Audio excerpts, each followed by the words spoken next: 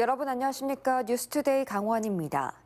춘천 기업혁신파크 공모 결과 발표가 임박해진 것으로 보입니다.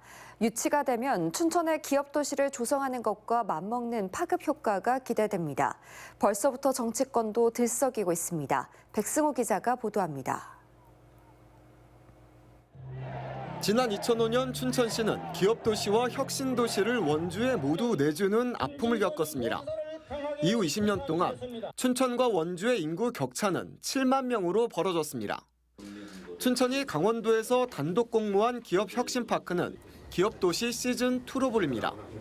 이전 기업의 법인세 절반을 깎아주고 창업할 경우 100% 면제받습니다.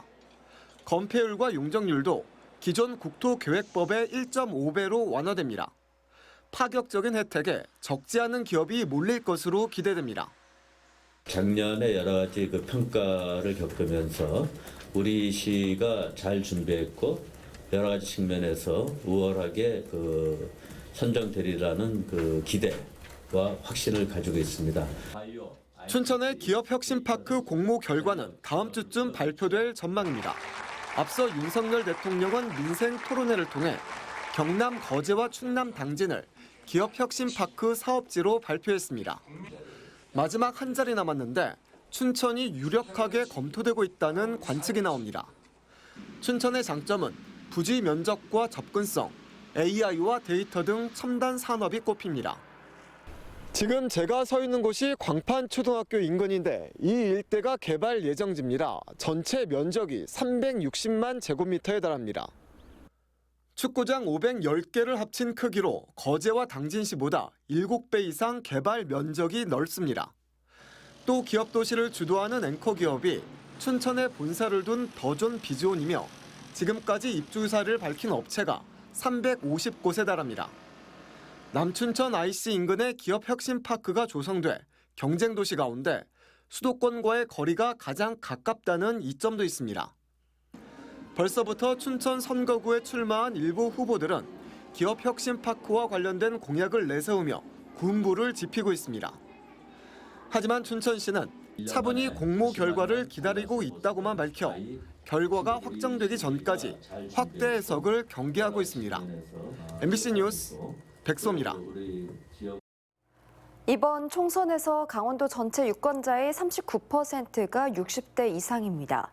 20, 30대 유권자를 합친 것보다 19만 명이나 많습니다. 이처럼 고령층 유권자들이 선거 판도에 영향을 주는 핵심 세대로 떠올랐습니다. 허주희 기자입니다. 춘천의 한 경로당. 어르신들이 모여 담소를 나누고 있습니다.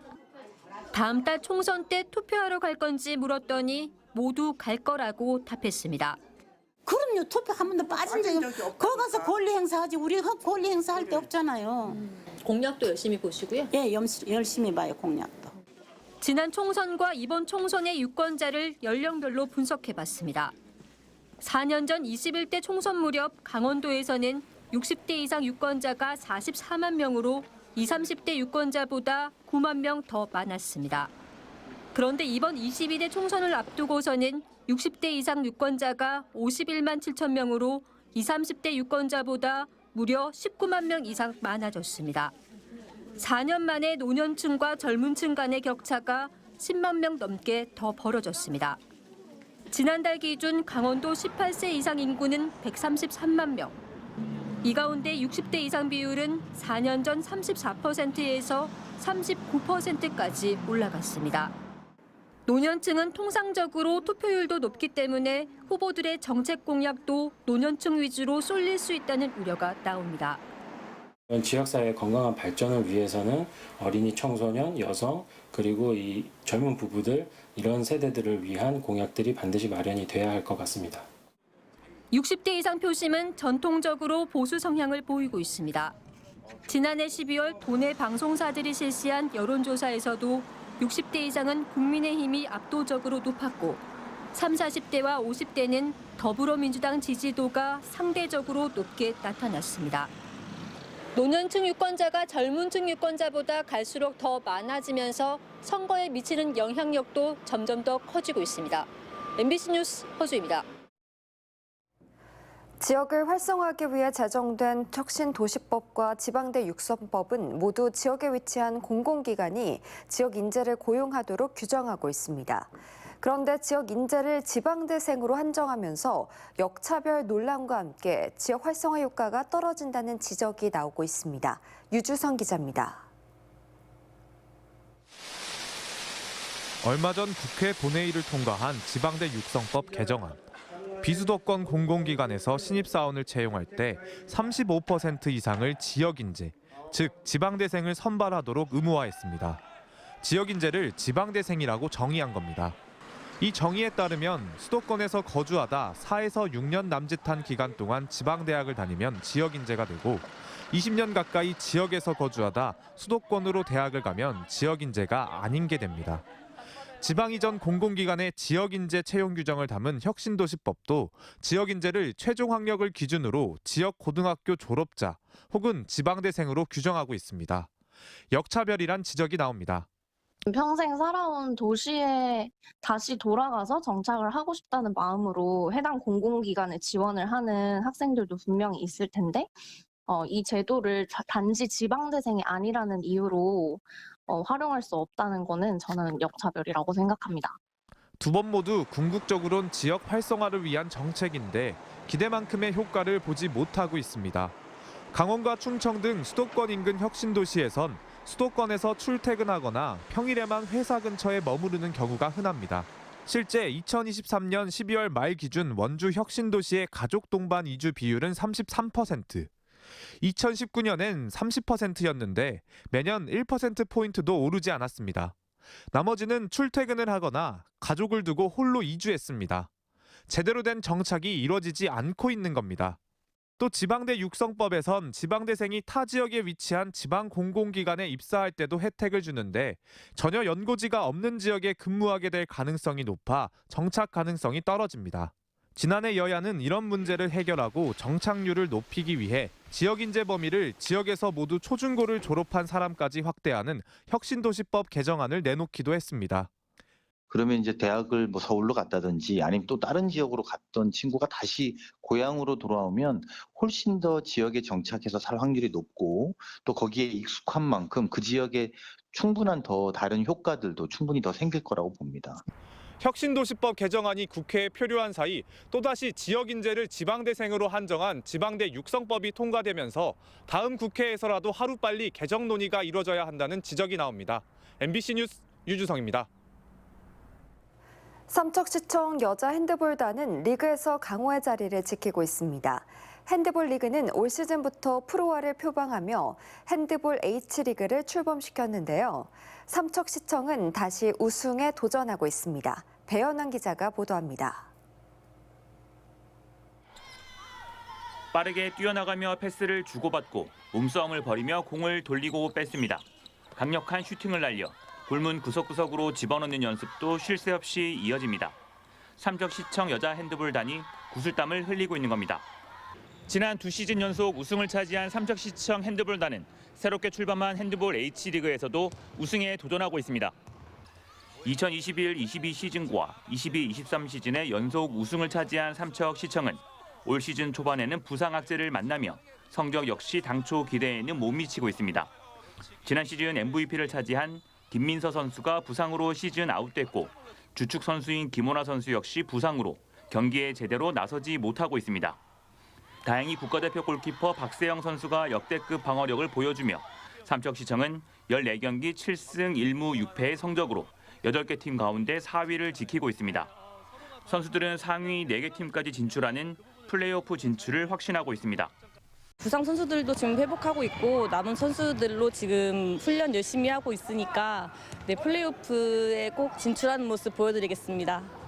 팀을 이끌고 있는 이계천 감독 역시 다시 한번 우승컵을 들어올릴 수 있도록 경기력을 높여나가겠다는 각오입니다.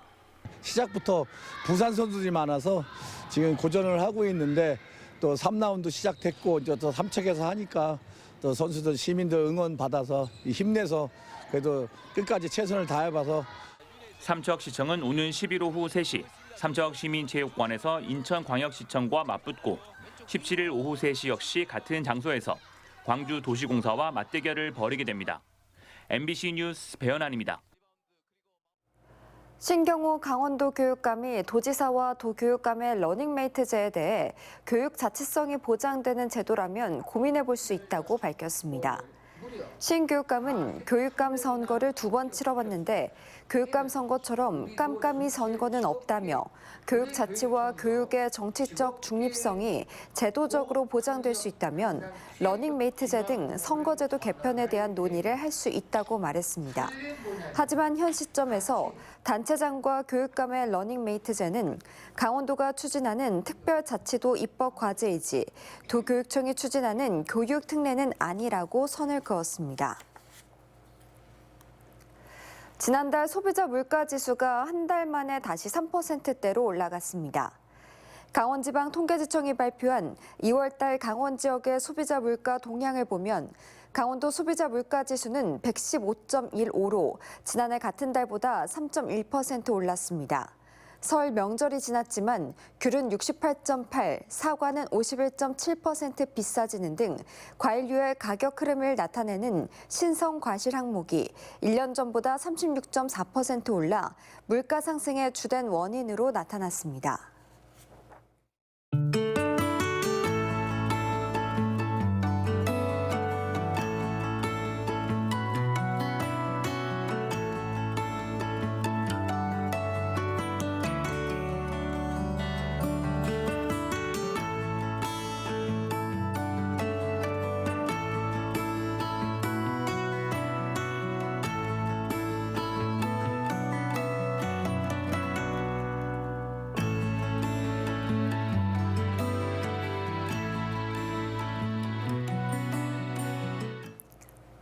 속초시 시설관리공단, 원주시 시설관리공단, 강원랜드가 지난해 청년 고용 의무제를 이행하지 않은 것으로 나타났습니다.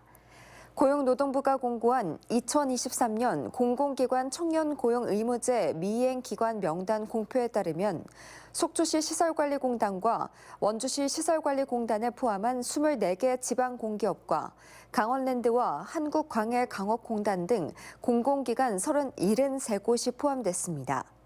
공공기관과 지방공기업은 청년고용촉진법 특별법에 따라 정원의 3% 이상의 청년 미취업자를 고용해야 합니다.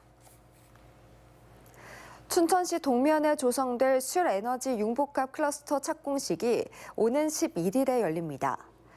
춘천시에 따르면 3,607억 원이 투입되는 술-에너지 클러스터는 이달부터 공사를 시작해 2027년에 완공될 예정입니다. 이곳에는 클라우드 비즈니스 플랫폼 융합단지와 물과 에너지 기업의 직접단지가 조성됩니다. 춘천시는 클러스터 안에 6개 이상의 데이터 센터와 35개의 기업 유치를 목표로 하고 있습니다. 국민의힘 춘천권 2개 선거구 경선이 오늘부터 시작됩니다. 국민의힘은 오늘부터 이틀 동안 춘천, 철원, 화천, 양구갑 선거구에 노용호 후보와 김혜란 후보 간의 양자 경선을 벌여 오는 9일 결과를 발표할 계획입니다. 또 같은 기간 춘천, 철원, 화천, 양구일 선거구에 이민찬, 한기호, 허인구 후보의 3자 경선을 붙입니다. 더불어민주당은 오는 10일부터 4일 동안 춘천, 철원, 화천, 양구일 선거구의 유정배, 전성 예비 후보의 경선을 치러 12일 결과를 발표합니다. 이에 따라 다음 주 12일쯤 강원도 8개 선거구에 여야 대진표가 확정될 것으로 보입니다. 원주 금융회계고등학교가 교육부가 추진하는 협약형 특성화고 지정을 신청합니다. 원주 금융회계고등학교는 원주시와 강원도교육청, 국민건강보험공단, 한국자산관리공사, 금융기관 등 21개 기관과 협약형 특성화고 지정을 위한 업무 협약을 체결하며 교육 거버넌스를 구성했습니다. 협약형 특성화고는 교육청과 지자체, 특성화고, 산업체 등이 협약을 통해 지역에 필요한 맞춤 교육을 실현하는 곳으로 5년 동안 최대 45억 원이 지원되며 올해 10곳이 지정될 예정입니다. 불이 난 주택 안에서 70대를 구한 이웃 주민 2명이 소방서 표창을 받았습니다. 춘천소방서는 60대와 50대 주민 2명에게 화재 피해 인명 구조 공로를 인정하는 유공자 표창을 수여했다고 밝혔습니다. 이들은 지난달 25일 저녁 8시쯤 춘천의 한 주택에서 화재가 발생하자 소화기를 들고 와 초동 진화를 하고 주택 안에 있던 70대 어르신을 보고 담을 넘어가 대피시켰습니다. 강원특수교육원 원주분원 건립 사업이 본격화됩니다. 강원도교육청과 원주교육지원청, 원주시는 업무 협약을 맺고 원활한 시설 건립과 운영을 위해 협력하기로 했습니다. 강원특수교육원 원주분원은 영서고등학교 실습부지 9,000제곱미터에 200억 원을 들여 3,000제곱미터 규모로 지어지며 진로 탐색과 진로 상담, 직업체험 등 진로 직업교육이 특화돼 운영됩니다. 올해 실시 설계 등을 거쳐 10월에 착공에 들어가고 2026년 개원이 목표입니다. 유권자들에게 식사를 대접해 위탁선거법을 위반한 혐의로 재판을 받아온 강릉 지역의 모 수협조합장에게 법원이 1심에서 당선 무효형을 선고했습니다. 춘천지방법원 강릉지원은 위탁선거법 위반 혐의로 재판을 받아온 조합장에게 벌금 200만 원, 당시 후보의 선거인 2명에게는 각각 150만 원씩을 선고했습니다. 이상으로 뉴스투데이 강원을 마칩니다. 시청해주신 여러분 고맙습니다.